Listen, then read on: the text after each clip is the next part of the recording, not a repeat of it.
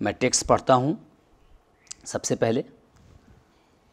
عن عمر رضی اللہ عنہ، حضرت عمر رضی اللہ تعالیٰ عنہ سے نیریٹڈ ہے، یہ روایت ہے.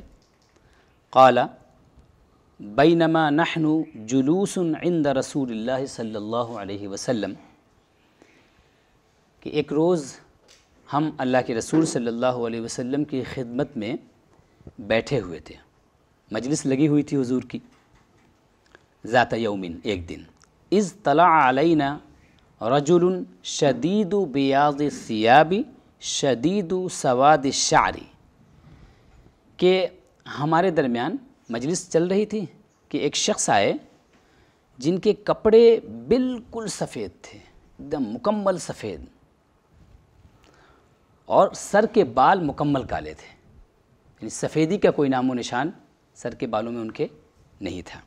ایک دم چمکتا ہوا کپڑا اور چمکتی ہوئی صورت، چمکتے ہوئے بال، تو اس سے پتہ چل جاتا ہے کہ جو آنے والا ہے ایسا انسان یہ محسوس کرے گا کہ وہ مسافر نہیں ہوگا، کیونکہ مسافر ہوگا، دور سے آیا ہوگا تو اس کے کپڑے پر کچھ اس کا نشان نظر آئے گا. تو اس لیے کہتے ہیں راوی کہ لا یرا علیہ اثر السفر، سفر کے کچھ نشانات نظر نہیں آ رہے تھے کہ یہ شخص مسافر ہو سکتا ہے. لیکن تعجب کی بات یہ تھی کہ مسافر کی طرح دکھ بھی نہیں رہا تھا، ولا یعرفہ منا احد، لیکن ہم میں سے کوئی ان کو پہچانتا بھی نہیں تھا، ہم میں سے کوئی ان کو پہچانتا بھی نہیں تھا. حتی جلس الی النبی صلی اللہ علیہ وسلم، تو آئے وہ اور آ کر کے اللہ کے نبی صلی اللہ علیہ وسلم کی خدمت میں بیٹھ گئے. کیسے بیٹھے؟ صحابہ، حدیث کی ایک اسپیشلٹی ہے کہ صحابہ کرام جو چیزوں کو بیان کرتے ہیں نا، تو وہ باضابطہ چیزوں کو نا ان کی کیفیت کے ساتھ، کنڈیشنز کے ساتھ بیان کرتے ہیں. گویا آپ ایسا لگے گا، اس طرح بیان کرتے ہیں جیسے آپ حضور کی مجلس میں موجود ہوں، آپ اپنی آنکھوں سے ان چیزوں کو دیکھ رہے ہوں. تو یہ بھی ان حضرات کا احسان ہے کہ انہوں نے صرف کنٹینٹ کو بیان نہیں کیا، بلکہ پورے انسیڈنٹ کو بیان کیا، پورے سین کو آپ کے سامنے نیریٹ کیا ہے تاکہ آپ حضور کی مجلس سے قریب ہو جائیں. تو کیسے بیٹھیں؟ فَأَسْنَدَ رُكْبَتَيْهِ إِلَى رُكْبَتَيْهِ، چنانچہ انہوں نے اپنی جو نیز ہیں، گھٹنے جو ہیں، اس کو حضور کے گھٹنے سے ملا دیا. یعنی جیسے ایک اسٹوڈنٹ ایک استاذ کے سامنے بیٹھتا ہے ادب کے ساتھ، توجہ حاصل کرنے کے لیے، علم سیکھنے کے لیے بڑے ادب کے ساتھ گھٹنوں کو اپنے پاؤں کو اپنے زمین پر رکھ کر کے، اور دو زانو جس کو ہم لوگ بیٹھنا کہتے ہیں، تو دو زانو وہ اللہ کے رسول صلی اللہ علیہ وسلم کی خدمت میں بیٹھے. اور وَوَضَعَ كَفَّيْهِ عَلَى فَخِذَيْهِ، اور اپنی ہتھیلیاں انہوں نے اپنے رانوں پر رکھ لی. اب یہاں پر محدثین نے اس حدیث پر جو گفتگو کی ہے تو یہ بتایا کہ فَخِذَيْهِ، اس کا ایک میننگ یہ نکلے گا کہ انہوں نے اپنی ہتھیلیاں اپنے رانوں پہ رکھ لی، ٹھیک ہے، اپنے تھائز پر. اور دوسرا میننگ ایک نکلتا ہے کہ انہوں نے اپنی ہتھیلیاں حضور کے رانوں پہ رکھ دی، یہ معنی بھی نکلتا ہے اس کا. اور دونوں کے اندر ایک خاص چیز ہے، دونوں کے اندر ایک خاص چیز ہے. وہ خاص چیز یہ ہے کہ انسان جب اپنے ران پہ رکھتا ہے تو عموماً کیا ہے کہ جب اسٹوڈنٹ بیٹھتے ہیں نا ٹیچر کے سامنے، تو اپنا ہاتھ ایسے اپنے تھائی پر وہ ادب کے ساتھ رکھتے ہیں. تو یہ اسٹوڈنٹ کے بیٹھنے کا طریقہ ہے ادب کے ساتھ اپنے استاذ کی بارگاہ میں. پتہ یہ چلا کہ استاذ کی بارگاہ میں اسٹوڈنٹس کو ادب کے ساتھ بیٹھنا چاہیے. یہ کہاں سے آ رہا ہے؟ اوپر سے آ رہا ہے.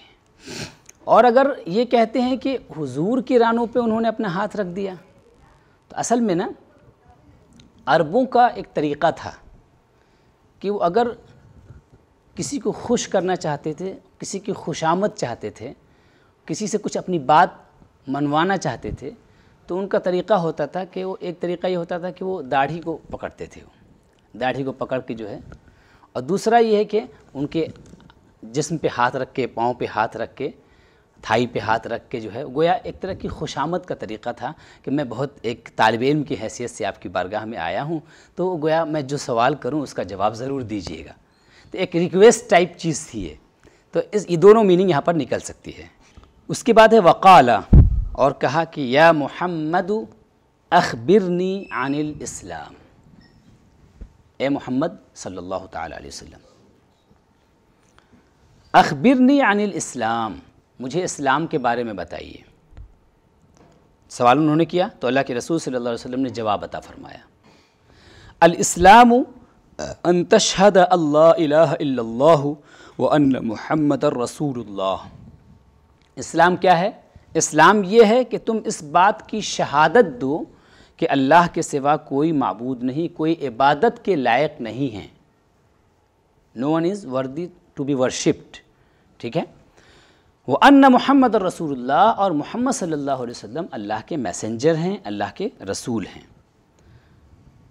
یہ آپ نے جواب دیا۔ اس کے بعد پھر دوسری چیز بیان فرمائی، وَتُقِيمَ الصَّلَاةَ، اور تم نماز کو قائم کرو، وَتُؤْتِيَ الزَّكَاةَ، اور تم زکوٰۃ دو، وَتَصُومَ رمضان، اور رمضان میں روزہ رکھو، وَتَحُجَّ الْبَيْتَ، اور خانہ کعبہ کا، اللہ کے گھر کا حج کرو، یعنی وہاں قصد کر کے جاؤ، جو عبادتیں ہیں ان کو پرفارم کرو، ان استطعت الیہ سبیلا، اگر وہاں تک جانے کی تمہارے پاس پوزیشن ہو۔ پوزیشن کا مطلب یہ ہے کہ آپ کے پاس اتنا پیسہ ہو کہ وہاں تک جا سکیں، اور اتنا چھوڑ کے جا سکیں کہ آپ کے گھر والے اتنے دنوں تک اپنا گزارا کر سکیں آرام کے ساتھ۔ قال، اب جب انہوں نے ان کو جواب مل گیا تو سائل تھا، سائل کو کہنا چاہیے کہ جی مجھے جواب مل گیا، لیکن معاملہ عجیب تھا۔ انہوں نے کہا قال صدقت، اس اجنبی انسان نے کہا کہ آپ نے سچ کہا، یعنی آپ کا جواب جو ہے نا وہ درست ہے۔ گویا حضور کے جواب کو وہ سرٹیفائی کر رہے ہیں، حضور کے آنسر کو وہ سرٹیفائی کر رہے ہیں۔ تو صحابہ کرام کہتے ہیں، حضرت عمر کہتے ہیں کہ فعجبنا لہ یسألہ ویصدقہ، تو ہمیں تعجب ہوا، we were wondering that he is asking and he is also certifying، کہ یہ عجیب بات ہے کہ یہ سوال بھی کرتا ہے بندہ اور خود ہی پھر سرٹیفائی بھی کر رہا ہے حضور کو۔ قال، اس کے بعد پھر دوسرا سوال شروع ہوا، انہوں نے کہا فأخبرنی عن الایمان، ہمیں ایمان کے بارے میں بتائیے۔ قال ان تؤمن باللہ وملائکتہ وکتبہ ورسلہ والیوم الآخر وتؤمن بالقدر خیرہ وشرہ، مجھے ایمان کے بارے میں بتائیے۔ تو حضور نے فرمایا کہ ایمان یہ ہے کہ تم اللہ پر یقین رکھو، اللہ پر ایمان لاؤ، اور اس کے فرشتوں پر ایمان لاؤ، اس کی کتابوں پر ایمان لاؤ، اس کے رسولوں پر ایمان لاؤ، اور یوم آخرت یعنی لاسٹ ڈے، قیامت کا جو دن ہے اس پر ایمان لاؤ، وَتُؤْمِنَ بِالْقَدْرِ خَيْرِهِ وَشَرِّهِ، اور اس بات پر ایمان لاؤ کہ تقدیر اچھی ہو یا بری یہ سب اللہ تبارک و تعالیٰ کی طرف سے ہے۔ میں بھی صرف ٹرانسلیشن کر رہا ہوں۔ قال، اب پھر انہوں نے جب اس جواب سن لیا تو کہتے ہیں صدقت، آپ نے صحیح کہا، آپ نے صحیح جواب دیا۔ اس کے بعد انہوں نے پھر کہا فأخبرنی عن الإحسان، اب مجھے احسان کے بارے میں بتائیے۔ تو آپ نے فرمایا، اللہ کے رسول صلی اللہ علیہ وسلم نے ارشاد فرمایا ان تعبد اللہ کأنک تراہ، کہ تم اللہ کی عبادت ایسے کرو گویا تم اللہ تبارک و تعالیٰ کو دیکھ رہے ہو۔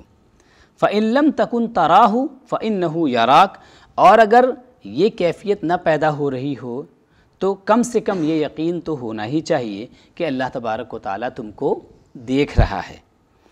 قال، اچھا اس کے بعد جو ہے قال فأخبرنی عن الساعہ، اس کے بعد ان کا ایک لاسٹ کوشچن تھا کہ مجھے قیامت کے بارے میں بتائیے، مجھے قیامت کے بارے میں بتائیے۔ تو اللہ کے رسول صلی اللہ علیہ وسلم نے ارشاد فرمایا کہ مل مسئول عنہا بأعلم من السائل، کہ جس سے پوچھا گیا ہے، جس سے یہ کوشچن کیا گیا ہے، وہ سننے والے سے زیادہ نہیں جانتا ہے۔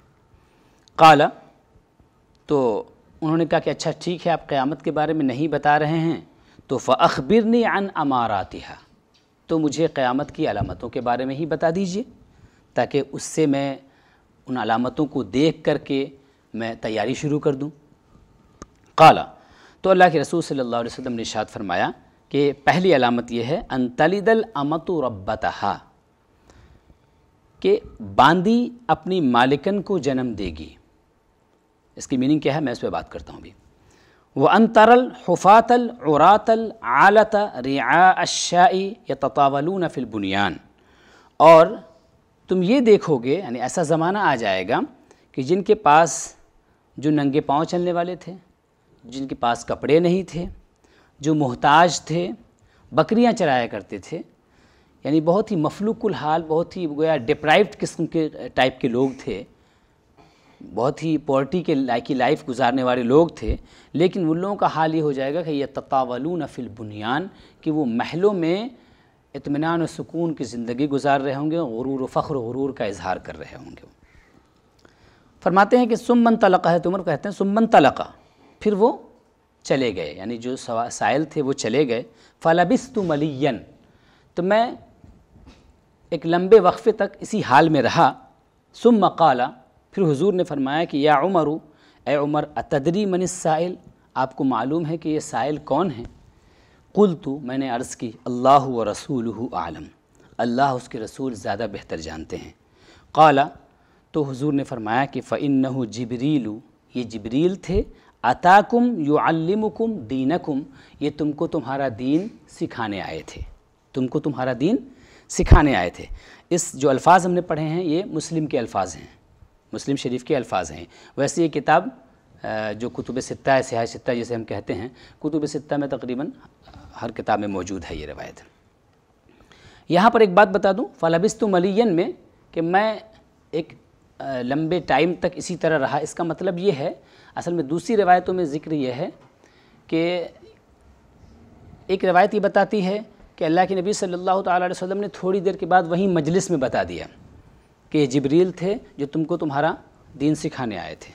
اور حضرت عمر کہہ رہے ہیں کہ میں ایک لمبے وقفے تک رہا، اور ایک دوسری روایت میں آیا ہے تو عمر کہتے ہیں کہ حضور نے 3 راتوں کے بعد میری جب ملاقات ہوئی حضور سے، تب حضور نے فرمایا کہ یہ جبریل تھے، تم کو تمہارا دین سکھانے آئے تھے۔ تو اب 2 حدیثیں یہ ٹکرا رہی ہیں کہ ایسا کیسے ممکن ہے؟ تو اس پر علماء کرام نے جواب یہ دیا ہے اس کا کہ اصل میں ہوا یہ کہ اس واقعے کے بعد جب وہ سائل اٹھ کے چلے گئے تو حضرت عمر بھی مجلس سے اٹھ کے چلے گئے، ٹھیک ہے؟ تو جو مجلس میں دیگر لوگ موجود تھے صحابہ کرام، ان کو آپ نے فوراً بتا دیا کہ ھذا جبریل اتاکم یعلمکم دینکم، یہ جبریل تھے، تم کو تمہارا دین سکھانے آئے تھے۔ اور حضرت عمر سے ملاقات 3 دن کے بعد ہوئی تو اللہ کے رسول صلی اللہ علیہ وسلم نے جب ملاقات ہوئی تب ان کو بتایا، تو اس لیے انہوں نے یہ لفظ جو ہے فلبثت ملیا، میں ایک لمبے وقفے تک اسی حال میں رہا، یعنی میں حضور سے گویا ڈسکنیکٹڈ رہا، اور پھر حضور نے مجھ کو یہ بتایا۔ تو یہ پوری حدیث ہے جسے حدیث جبریل کہا جاتا ہے۔